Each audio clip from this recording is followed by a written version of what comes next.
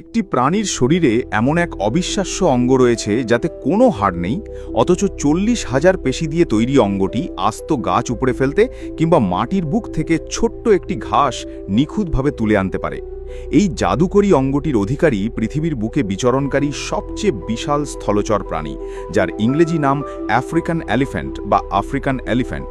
বাংলায় আমরা একে আফ্রিকান হাতি বলি, তবে আমাদের দেশে হাতিকে ঐতিহ্যগতভাবে হস্তি বা গজ নামেও বেশ সগৌরবে ডাকা হয়। বিজ্ঞানীদের দেওয়া প্রাণীটির বৈজ্ঞানিক নাম হল লক্সোডন্টা আফ্রিকানা। গ্রিক শব্দ লক্সস অর্থ বাঁকা বা তির্যক এবং ওডান্ট অর্থ দাঁত। মূলত এদের দাঁতের এনামেলের বিশেষ তির্যক বা ডায়মন্ড আকৃতির গঠনের কারণেই বিজ্ঞানীরা এমন চমৎকার এবং অর্থবহ একটি নামকরণ করেছেন।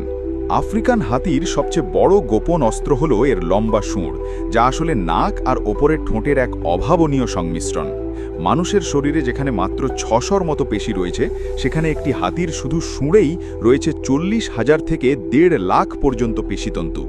এই বিপুল পেশিশক্তির কারণেই শুঁড়টি একদিকে প্রাণঘাতী অস্ত্রের মতো শক্তিশালী, অন্যদিকে সেন্সরের মতো অত্যন্ত সংবেদনশীল। আফ্রিকান হাতির শুঁড়ের একেবারে ডগায় আঙুলের মতো দুটি মাংসল অংশ থাকে, যা দিয়ে এরা কয়েনের মতো ক্ষুদ্র বস্তুও মাটি থেকে অনায়াসে তুলে নিতে পারে।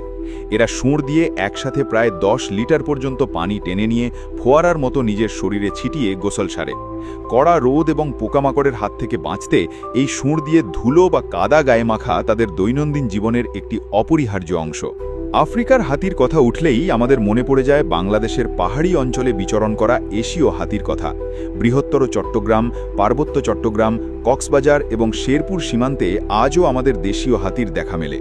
প্রাচীন বাংলায় খেঁদা বা বিশেষ ফাঁদ তৈরি করে হাতি ধরার এক রোমাঞ্চকর ইতিহাস রয়েছে, যা আমাদের বন্যপ্রাণী ঐতিহ্যেরই একটি অবিচ্ছেদ্য অংশ।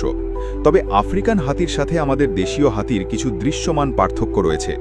আফ্রিকান হাতি আকারে অনেক বিশাল হয়, এদের কানগুলো দেখতে আফ্রিকা মহাদেশের মানচিত্রের মতো বড় হয় এবং শুঁড়ের মাথায় একটির বদলে 2টি আঙুল থাকে।